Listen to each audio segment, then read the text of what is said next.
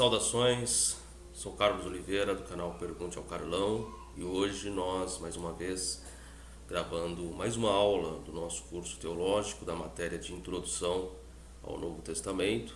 Hoje a segunda aula dessa matéria. Se você não assistiu a primeira aula, nos cards que aparecem aqui acima do seu vídeo, você pode retornar às aulas e acompanhar não só a aula anterior desta matéria, como também as outras aulas e outros vídeos que nós apresentamos no decorrer desse período. É fundamental que você acompanhe todas as aulas possíveis para que você tenha uma condição de compreensão melhor referente aos fatos abordados e, evidentemente, não tirar conclusões de textos isolados, de palavras fora de contexto, para que você não venha criar um conceito precipitado sobre o conteúdo que é apresentado, sobre a matéria que é abordada, sobre os assuntos que são tratados no nosso curso. Se você não é inscrito no canal, se inscreva em nosso canal, é bem simples, não paga nada.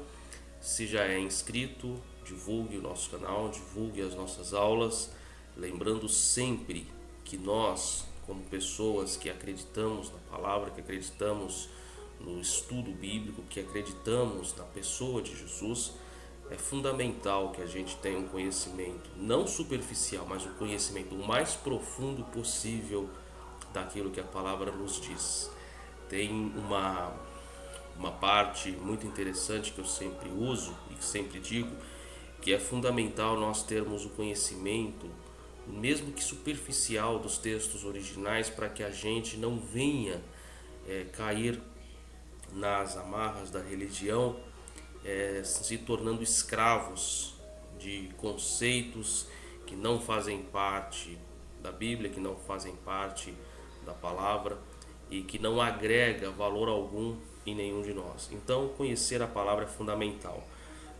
Infelizmente, nós vivemos numa cultura onde pouco se valoriza o conhecimento, pouco se valoriza o estudo, pouco se valoriza uma boa leitura de bons livros.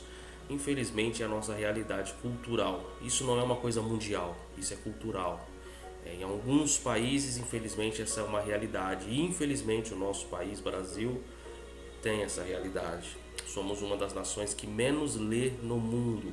Somos uma das nações que menos investe em tecnologia no mundo. Somos uma nação que vive uma desigualdade não só econômica, mas cultural gigantesca entre as classes que aqui residem, como também se formos comparar a outras classes de outros países, de outras regiões. Então, a sua parte, a minha parte é estudar sempre. E estudar é fundamental para que a gente tenha sucesso em cada um dos nossos investimentos. Então, sem muitas delongas, vamos dar continuidade à aula de número 2 no nosso curso. Vamos aqui para o slide. Na última aula nós falamos sobre uma introdução dos livros do Novo Testamento e hoje nós vamos entrar em conceitos mais teológicos, podemos dizer assim, referente ao conhecimento do Novo Testamento. E também quero aproveitar já a oportunidade, sempre as pessoas me perguntam, os alunos, das obras que eu sempre recomendo. Isso eu fico feliz, porque eu vejo que as pessoas estão buscando adquirir as obras, não só os meus livros, como também os livros que eu recomendo de cada uma das matérias. E hoje eu recomendo 2, como é Novo Testamento, vou recomendar 2 referente ao Novo Testamento, não necessariamente ao Novo Testamento, ele é mais amplo, mas eu recomendo essas obras da editora Vida Nova, de Robert Gundry, Panorama do Novo Testamento, que é um livro muito bom, um livro fantástico que você pode adquirir. Não é um livro muito caro, não é um investimento muito alto, é um livro singular, um livro aí de aproximadamente 640 páginas. É um livro muito bom, Panorama do Novo Testamento, da editora Vida Nova, de Robert Gundry, que é um livro muito bom, eu recomendo para você adquirir essa obra. E tem uma obra aqui que é gigantesca, que é a obra, o Comentário Bíblico Bruce, do Antigo e Novo Testamento. Isso aqui é pesado demais, irmãos. Isso aqui, olha o tamanho disso aqui, irmãos.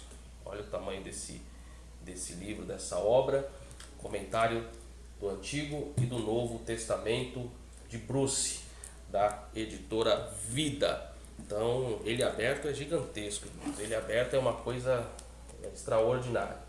Então, são obras que vocês podem adquirir para ajudá-los no estudo, para ajudá-los nos comentários, nas ministrações, nos ensinos. Com certeza, sem dúvida alguma, vai agregar muito valor a você, vai agregar muito conteúdo, principalmente se você for adquirir um comentário como esse aqui de Bruce, comentário bíblico de Bruce, da editora Vida, que é muito bom, tá? E é fundamental. Tem algumas livrarias que tem desconto dessa obra, porque é uma obra cara, mas tem algumas livrarias que estão com descontos, vale a pena pesquisar e adquirir essa obra enquanto ela está com os descontos, tá certo? Vamos entrar aqui na nossa aula, vamos entrar aqui na introdução, e hoje nós vamos começar aqui o ensino de Jesus segundo os evangelhos sinóticos. Evangelhos sinóticos, para quem não sabe e vai saber agora, são os registros dos evangelhos. Nós temos o evangelho segundo Mateus, Marcos, Lucas e João, né? O evangelho escrito por esses 4. Existem, a título de conhecimento, mais de 200 escritos ou 200 versões do evangelho. Porém, os pais da igreja, quando canonizaram os livros desses tantos evangelhos, selecionaram apenas esses 4: Mateus, Marcos, Lucas e João. Temos o evangelho de Pedro, temos o evangelho segundo Nicodemos, temos o evangelho segundo, na verdade, temos o evangelho segundo Apolo, temos uma gama enorme de evangelhos que foram escritos e que não foram canonizados, tá? Esses 4 foram os evangelhos que os pais da igreja entenderam como inspirados e, por conta disso, inseriram no que nós temos hoje no conjunto que é a Bíblia. Então, os sinóticos são Mateus, Marcos e Lucas, por conta da semelhança dos fatos abordados. Não totalmente, existem alguns pontos em que há divergências entre esses mesmos evangelhos. Por exemplo, vamos pegar aqui um exemplo muito interessante. O exemplo dos ladrões da cruz, correto? Mateus e Marcos diz que os 2 ladrões zombaram ou zombavam de Cristo na cruz. É só você verificar na sua Bíblia. Mateus e Marcos diz que os 2 ladrões da cruz zombavam. Já Lucas, por sua vez, diz que um dos ladrões zombaram de Jesus. O que isso significa? Significa que os pais da igreja, para resolver esse problema, harmonizaram o texto de Lucas, dizendo que inicialmente os 2 zombavam, porém um deles, ao lembrar de algumas das palavras de Cristo, né, passou a repreender o outro e, segundo o texto, adorar a Cristo. Isso é uma harmonização que os pais da igreja fizeram, tá? Então, para que você veja, para que você perceba, principalmente aquelas pessoas que falam muito em inspiração, inerrância da Bíblia, então tomem cuidado. Por isso que eu sempre digo, inerrância ela existe ou reside nos textos originais. Os textos originais reside a inerrância. Nós temos vários textos deturpados, em traduções, em equívocos, pelo fato de muitos estudiosos inserirem aquilo que convinham a eles, outros retirarem. Isso é fato. Seria muita ignorância a gente acreditar numa inerrância plena em traduções, tá? Se for nos textos originais, ok, mas em traduções, infelizmente, nós não podemos ser indoutos quanto a essa realidade de erros, e existem. Então devem ser bem cuidadoso o estudo bíblico. Não erros em função de que há contradições tamanhas, não, mas eu me refiro a erros referente às traduções, às vertentes que foram sendo traduzidas. E convenhamos, nossa Bíblia ela é uma tradução não diretamente do original, embora João Ferreira de Almeida fosse calvinista, né, o tradutor da Bíblia para português, que iniciou, no caso, ele não concluiu, ele iniciou, porque ele morreu antes da conclusão, mas ele, como calvinista, muito sensato, muito sábio, mas mesmo assim nós não podemos ser indoutos de entender que não há erros de tradução, que não há equívocos de tradução, e existem sim. Então, o ensino de Jesus segundo os evangelhos sinóticos. A atitude de Jesus para com o judaísmo. Já foi observado que Cristo baseou os seus ensinos no Antigo Testamento. Ele veio não para principiar uma coisa nova, mas para continuar uma obra já bem adiantada. Cristo não trouxe o propósito de introduzir uma religião nova, considerando, porém, que havia no judaísmo duas correntes bem diversas e que a grande maioria do povo acompanhava uma dessas correntes, a qual se ia desviando cada vez mais do eterno propósito de Deus. Referente às muitas vertentes das religiões ou seitas judaicas, nós vamos falar em outros vídeos depois, tá? A religião judaica era provisória e preparatória. Na sua grande obra de salvação, Deus sempre adaptou a sua ação às condições em que se achava o povo que queria salvar. Isto era necessário porque a salvação é sempre um ato moral, inteiramente ao alcance das pessoas a salvar. A religião judaica era por natureza provisória e preparatória, foi adaptada ao povo daquele tempo. Jesus cumpriu a lei na sua vida. Em primeiro lugar, Jesus cumpriu perfeitamente a lei na sua vida pessoal. Tudo o que a lei exigia e tinha como alvo, ele, Cristo, satisfez e realizou plenamente na sua vida. Seu caráter satisfez o mais alto ideal da lei. Nunca transgrediu a lei porque nunca viveu no baixo plano em que ela operava. A relação do antigo para o novo. Diante disto, perguntará alguém: então o Antigo Testamento perdeu seu valor? De modo algum. Será que a flor nada tem com o fruto? Como é que se há de compreender o fruto sem a flor? Como é que se há de compreender o homem sem o presente, sem o passado? A objeção não tem razão de ser. O plano de Deus é um só. O princípio é tão necessário como o fim para a compreensão do plano todo. Ou seja, claro, evidentemente o Antigo Testamento ele é importantíssimo, extremamente valoroso. E por isso nós falamos da introdução do Antigo Testamento e você pode acompanhar as aulas de introdução ao Antigo Testamento. Então, essa corrente que diz que o Antigo Testamento deve ser desvalorizado, deve ser desconsiderado totalmente. O Antigo Testamento tem muita importância, né? É claro que há inúmeros exemplos de manifestações que se deram início no Antigo Testamento e que a sua compreensão plena se deu no Novo Testamento, como se fosse um pano de fundo servindo um para o outro, um trazendo uma introdução e o outro trazendo uma conclusão. Então se completam, se entranham entre si, e é por conta disso que nós temos que ter essa visão ampla do estudo da introdução, tanto do Antigo como do Novo Testamento. Referente à religião, nós vamos falar sobre isso em outras matérias, seitas e religiões também, isso em outras matérias mais adiante. É fundamental entendermos que por mais que as denominações querem impor uma ideia de que Cristo fundou uma religião, Cristo nunca veio com o propósito de fundar religião alguma. Cristo não tinha em mente fundar religião alguma. A ideia de Cristo, o pensamento, a concepção, a sua meta era nos salvar. Salvar quem? Salvar aquele que Deus os deu. Aqueles que, segundo nós cremos, na nossa concepção reformada, aqueles que Deus entregou para Cristo. Aquele que era ou que são os eleitos para a salvação.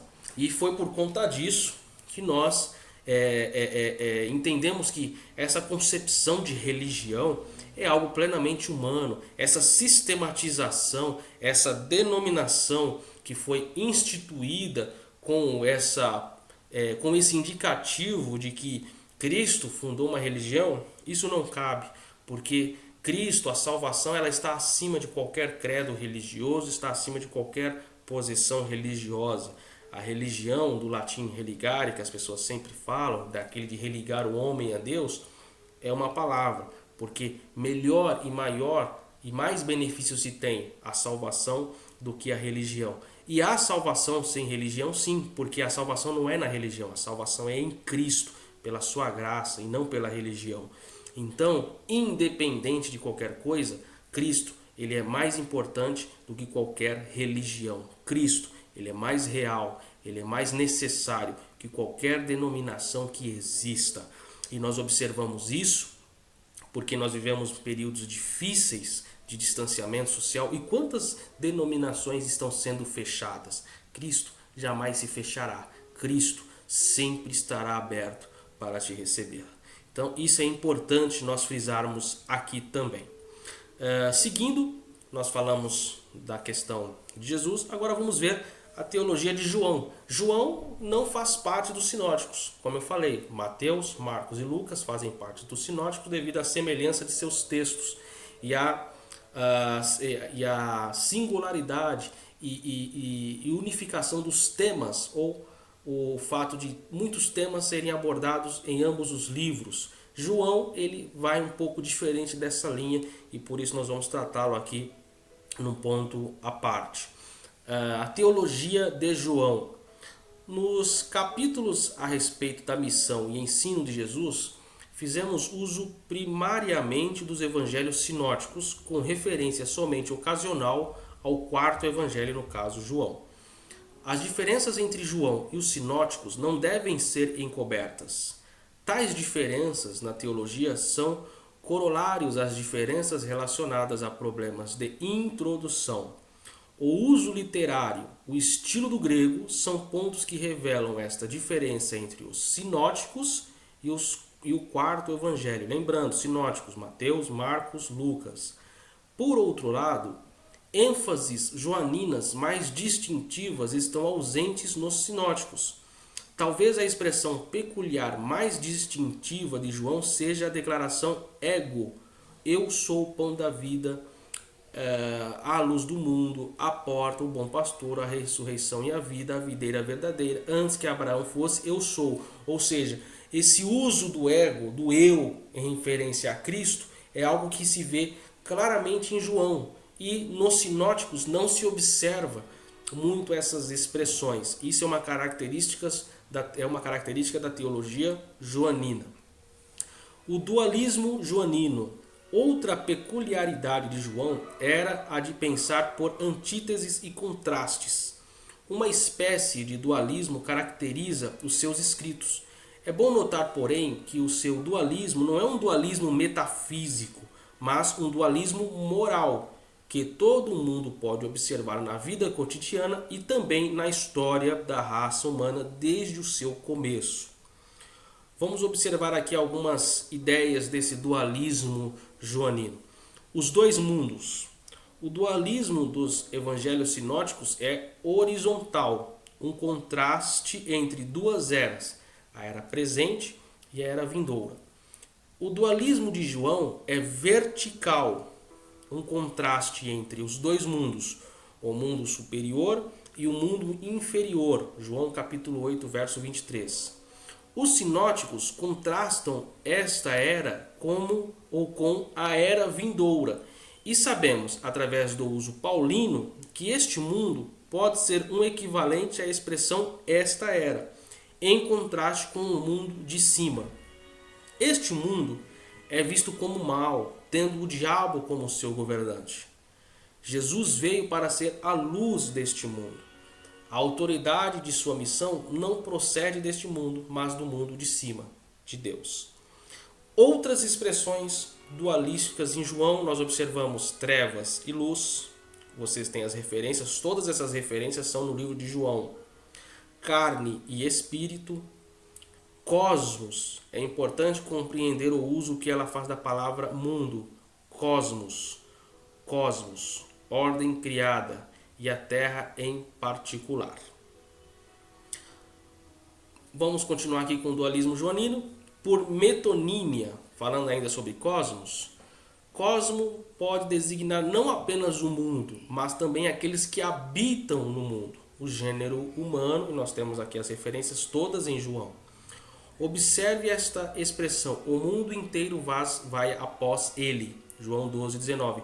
Significa que Jesus assegura uma grande resposta. Pecado e descrença. Descrença em Cristo é uma outra manifestação de uma aversão básica por Deus. A presença de Jesus entre os homens trouxe a aversão deles por Deus a uma crise de tal forma que ele tornou-se claramente evidenciada como aversão por Cristo. Sendo assim, o pecado da descrença inflexível por si mesma condena o homem a uma separação eterna de Deus.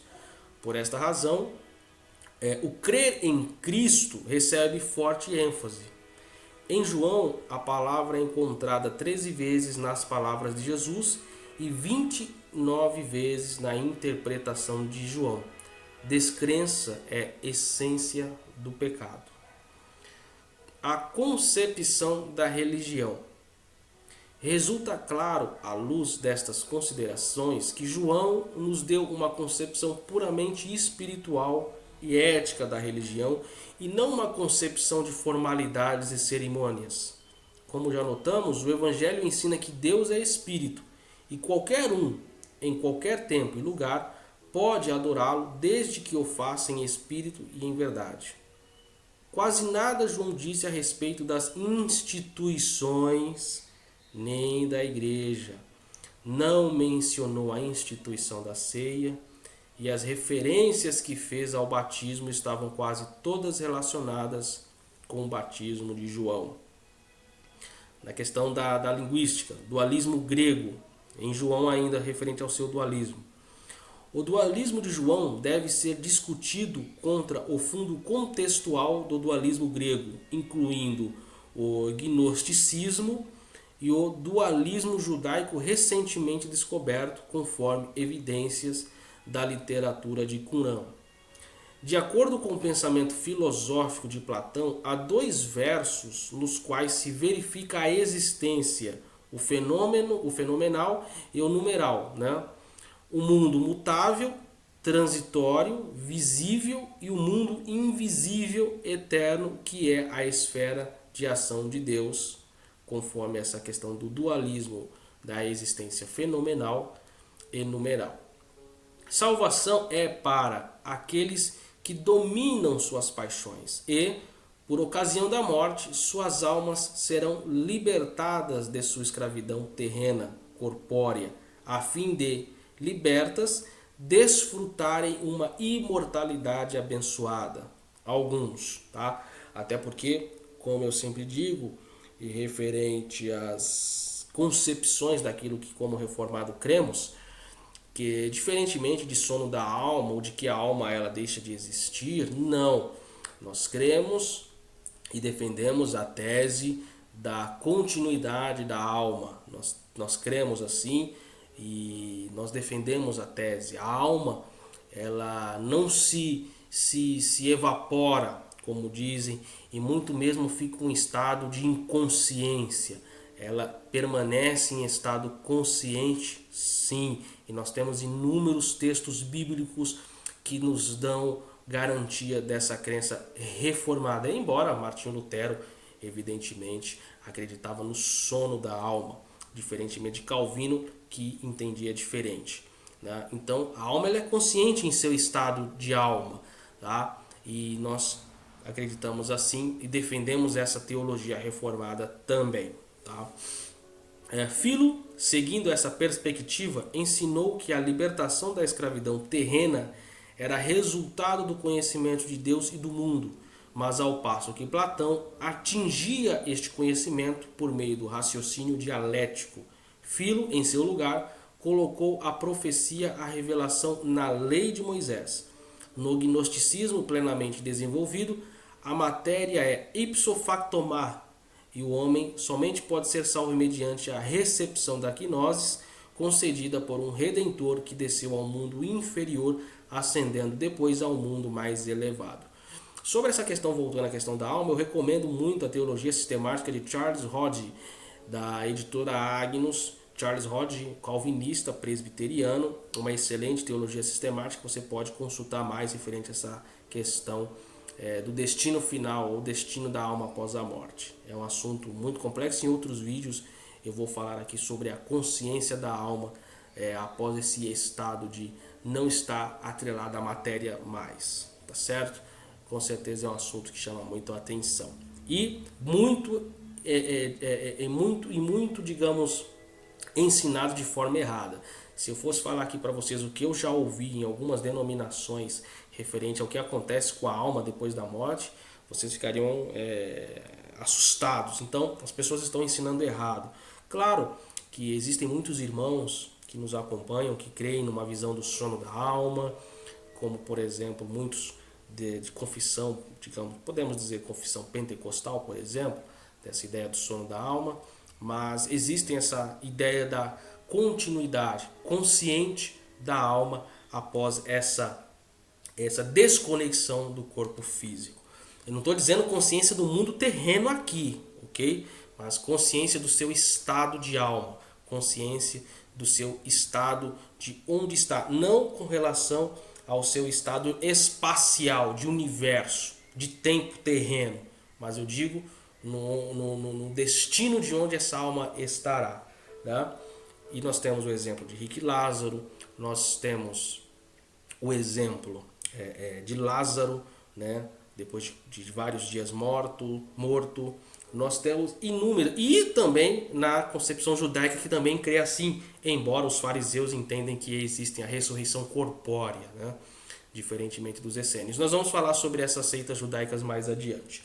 Então, continuando aqui, nós observamos aqui um pouco do dualismo joanino. Leia depois, você que faz parte do nosso grupo do Telegram e do WhatsApp, vai receber essa apostila e você vai poder ler, conferir versículos por versículos e estudar. Estuda versículo, todos os versículos que eu coloco aqui, estudem todos, leia todos dentro do seu contexto, tá certo? Que você vai ver o quanto você vai agregar de conhecimento. Então, seguindo adiante, nós agora vamos para a teologia de Paulo.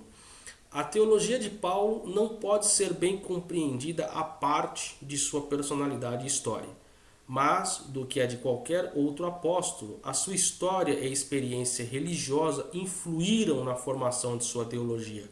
A primeira coisa que precisamos fazer, pois, é dar em ligeiros traços a sua biografia. O que eu quero dizer é o seguinte: a teologia de Paulo, de certa forma, recebeu muita influência dos estudos que ele mesmo teve antes mesmo de sua conversão. Paulo era um estudioso, um fariseu de fariseu, e em alguns casos até defendia determinadas teses farisaicas. É só você ler com atenção os textos bíblicos que você vai perceber isso.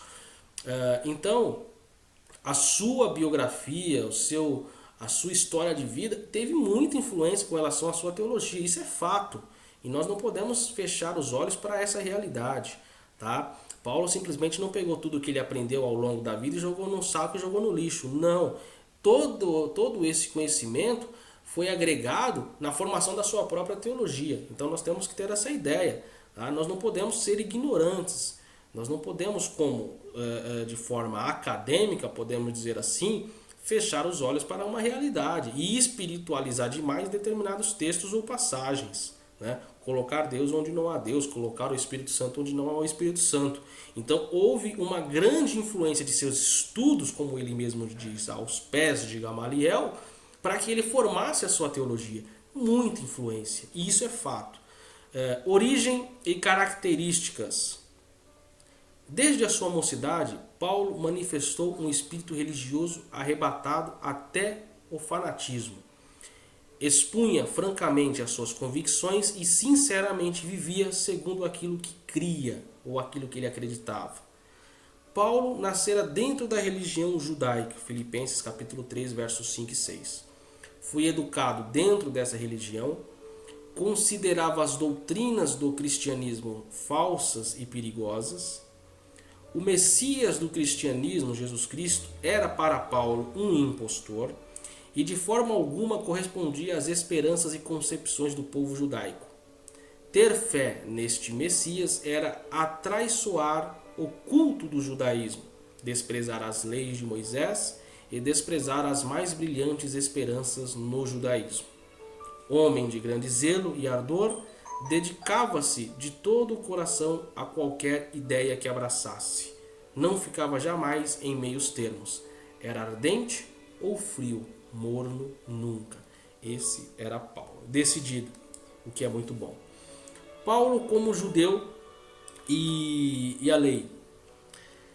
Esta hipótese de uma ascendência judaica nasce das pressuposições teológicas subjacentes de Paulo.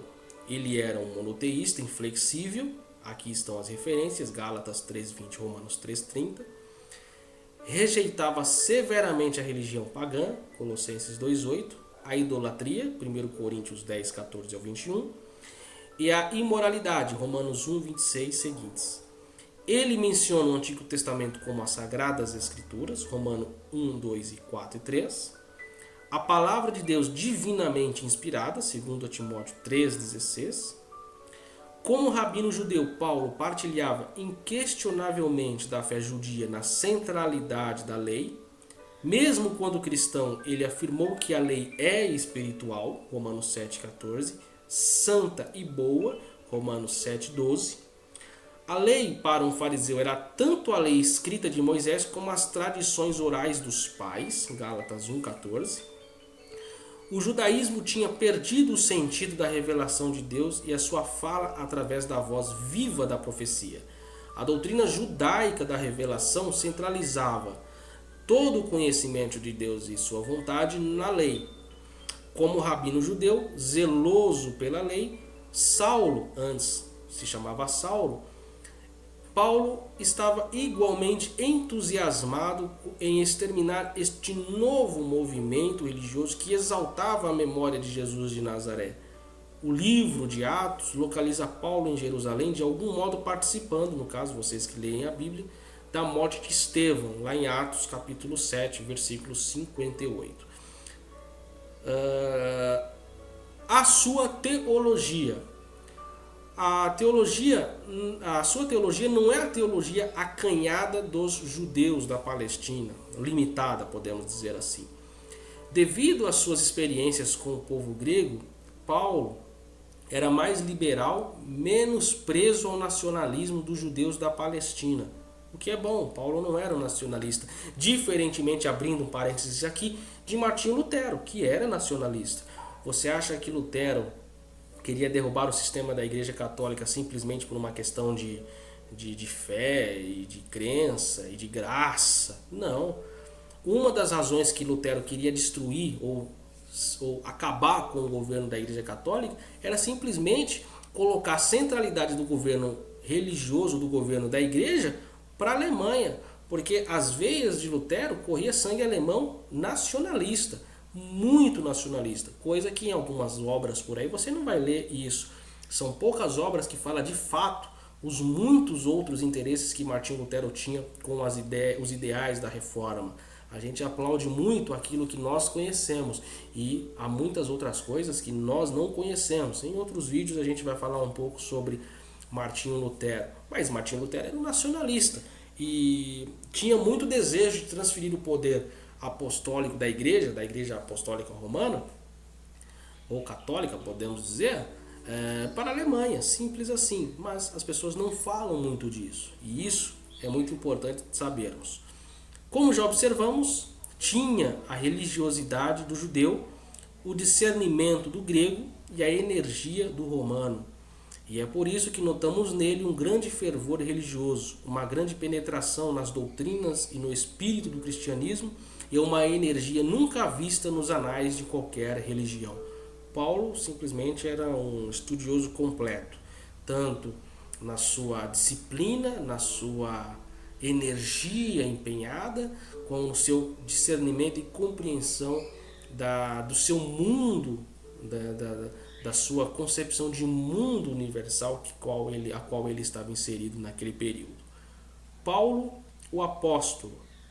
O senso de autoridade de Paulo não é particularmente seu, mas foi-lhe conferido como apóstolo pelo Senhor. É como apóstolo que Paulo reivindica uma alta autoridade. Sua experiência no caminho de Damasco não apenas o fez reconhecer Jesus como Messias ressuscitado e glorificado.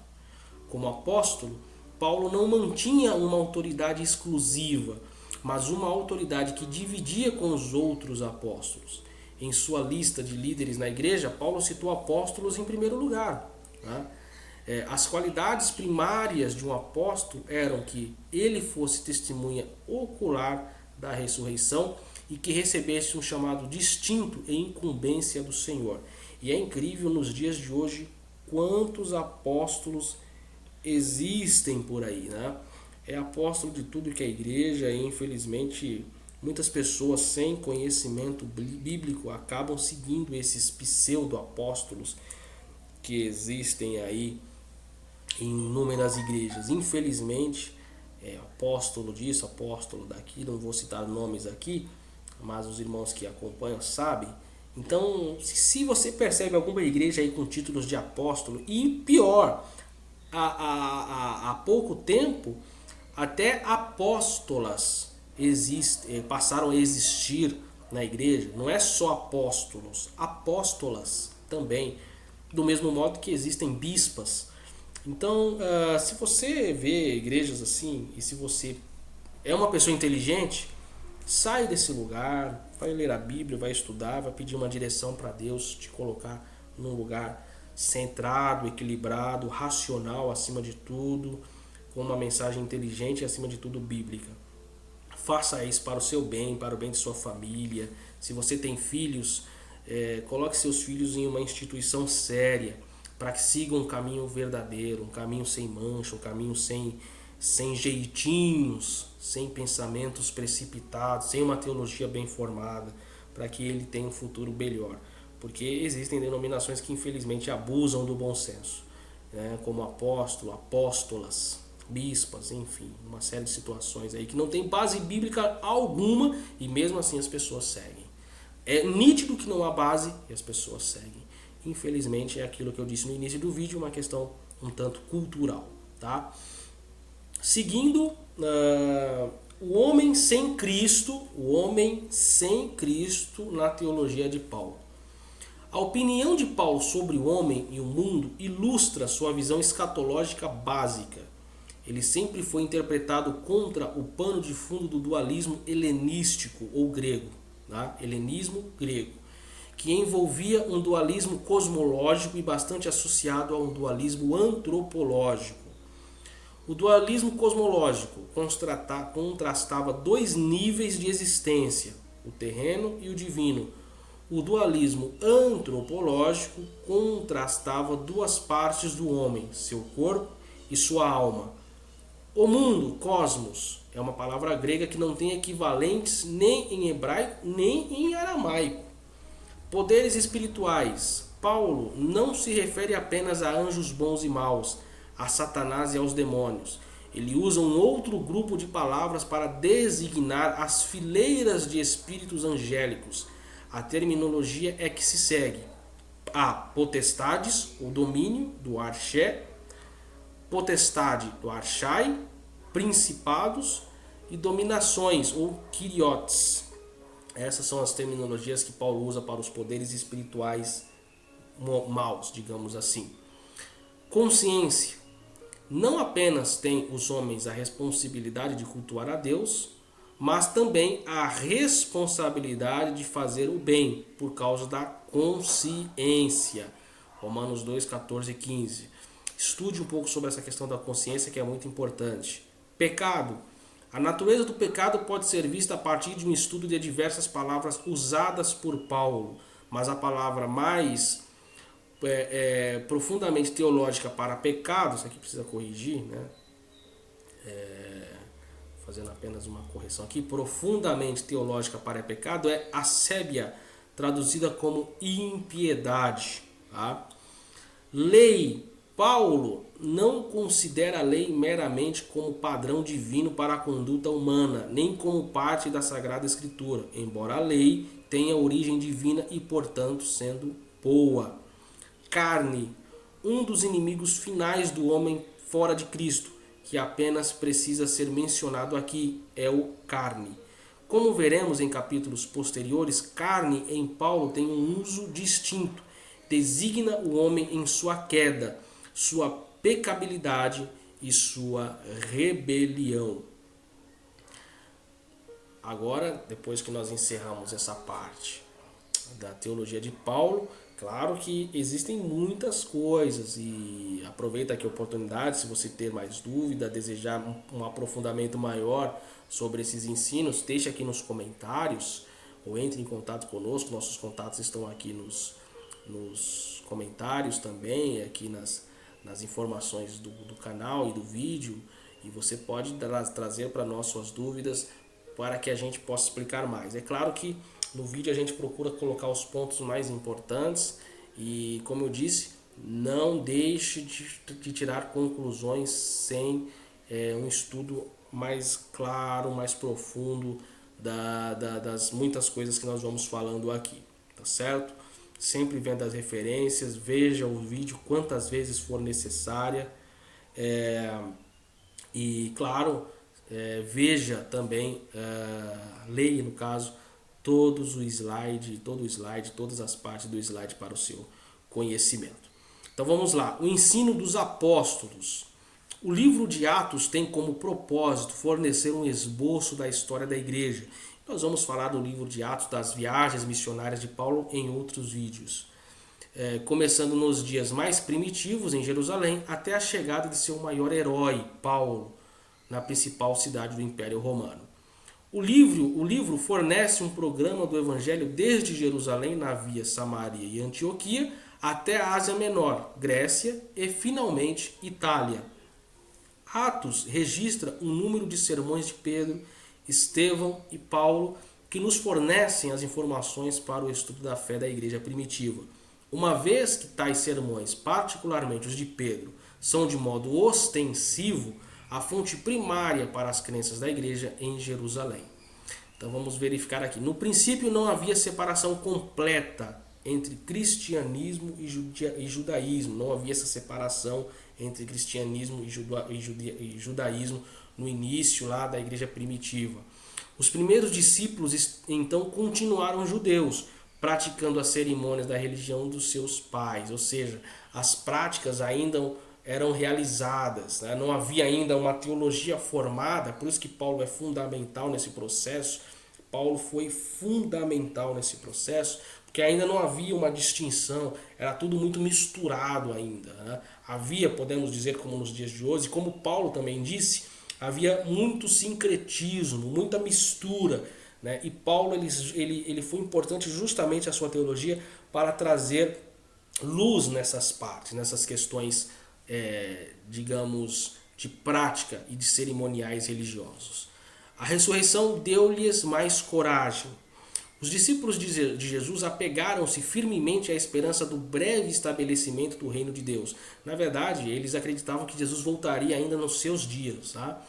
Haviam argumentado sobre quem teria o status mais elevado do reino. Justamente quando era maior o seu desânimo, correu a notícia de que Jesus ressuscitara. Ou seja, naquele momento que eles estavam mais tristes, a notícia de que Jesus ressuscitou trouxe ânimo e força para eles. Parece que foi nesta passagem dos Atos dos Apóstolos que os discípulos, pela primeira vez, procuraram entender a ideia da necessidade da morte do Messias. E aqui nós temos um texto de Atos dos Apóstolos, no capítulo 2, verso 42. Eles se dedicavam ao ensino dos apóstolos e à comunhão, ao partir do pão e às orações. Tá? Então, continuando aqui, nos ensinos dos apóstolos, vamos aqui falar sobre o querigma escatológico.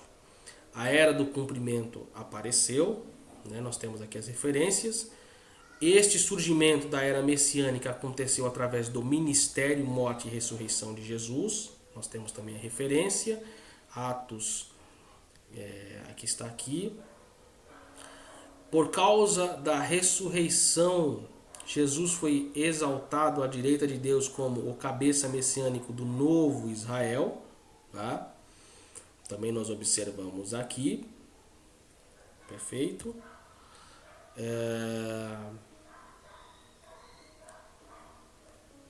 corrigindo aqui. O Espírito Santo na igreja é sinal do presente poder e glória de Cristo. Também nós o podemos observar aqui. O Jesus histórico.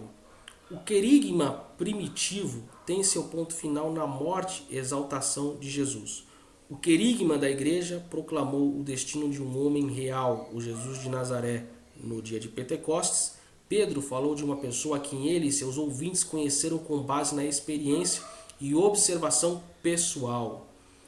A salvação. Essa questão aqui do querigma do Jesus histórico, nós vamos falar em outros vídeos também sobre, que é importante nós termos uma concepção sobre essa ideia do Jesus histórico, né? Desse pseudo-Cristo, digamos assim. A salvação. Como Messias, Jesus é o portador da salvação. Esta salvação é considerada tanto pessoal como nacional. Inclui tanto o bem temporal como o bem espiritual. O princípio básico da organização da igreja. Isso tudo nós observamos nos ensinos dos apóstolos, tá? Então vamos lá. É bom notar nesta conexidade que o princípio básico da organização da igreja primitiva foi a necessidade de cuidar do serviço crescente. Havendo necessidade de fazer certo serviço, a igreja podia, de acordo com este princípio, efetuar a organização que cuidasse de tal serviço. A igreja cresceu, né, digamos, o número de adeptos, o número de membros, de seguidores cresceu, e havia ali uma necessidade de organizar melhor essas questões. Tá? A vida da igreja primitiva. A experiência do Pentecostes não levou os primeiros cristãos a romper com o judaísmo, ou seja, mesmo a experiência não levou eles a romper com o pensamento judaico. E aquilo que eu quero falar aqui para muitas pessoas que colocam mais ênfase à experiência do que à palavra, né, do que ao texto bíblico. A experiência, ela não muda o homem. A palavra de Deus, ela muda o homem. A experiência, ela não transforma a sua vida. A palavra de Deus, ela transforma a sua vida. A experiência, ela não vai te libertar do pecado. A palavra de Deus, ela liberta do pecado. Então, tome cuidado, você que dá mais ênfase à experiência ao invés da palavra de Deus. A experiência, ela pode ser boa, pode ter seu lado positivo, mas nada substitui ao que está escrito na palavra de Deus. E aqui está um texto para você. Mesmo a experiência de Pentecostes não foi suficiente para as pessoas romperem com o cristianismo. Elas só romperam com o cristianismo após o apóstolo São Paulo incrementar uma teologia sadia, trazendo diferença entre aquele que é o judeu, entre aquele que é o gentil, entre aquele que vai seguir a Cristo. Essa é a grande questão. Batismo. A eclésia recebia, igreja, recebia em sua comunhão os que aceitassem a proclamação de Jesus como o Messias, se arrependessem e recebessem o batismo em água. A comunhão cristã, um dos elementos mais admiráveis na vida das igrejas primitivas, era o sentido de comunhão. A organização da eclésia, examinando a organização da eclésia, precisamos reconhecer o aparecimento de líderes da igreja além do período mais primitivo. A eclésia não era como hoje, uma instituição organizada. Dos 12, 3, Pedro, Tiago e João ocuparam um papel de proeminência como líderes sobre os outros 9, por ocasião do primeiro concílio, o concílio de Jerusalém. Então, nós observamos aqui o ensino dos apóstolos. Na nossa próxima aula, vocês aqui já vão observar, nós vamos entrar nas seitas judaicas. Isso aqui vai ser na próxima aula. Então, nós encerramos hoje aqui essa parte, né, onde nós falamos sobre os pontos dos evangelhos sinóticos, a teologia de João, a teologia de Paulo, a teologia dos apóstolos, e na próxima aula nós iremos falar sobre as seitas judaicas. Sobre o canal, se inscreva se não é inscrito, se já é inscrito divulgue. Sobre o slide, quem faz parte do grupo do WhatsApp, do grupo do Telegram, quem ainda não faz parte, entre em contato para receber esse slide completo no término da aula. É importante porque você terá o slide para ler no seu celular, no seu computador, no seu tablet, ler, anotar as referências, pesquisar as referências. É fundamental você ter esse conhecimento. Aqui estão nossas redes sociais para que você possa se inscrever, nos mandar o convite, com certeza vai ser um prazer tê-lo. Nossas obras, os meus livros, que você também pode adquirir, aqui na descrição do vídeo tem os contatos para falar conosco e com certeza será um prazer servi-lo. Continue conosco nas próximas aulas, nas próximas matérias e dúvidas, qualquer dúvida, estamos à disposição para tirar para você. Que Deus abençoe e essa foi mais uma aula da editora Educação Cristã, juntamente com a Fundação Carlos Oliveira, e que você possa ter um dia de paz. Deus abençoe.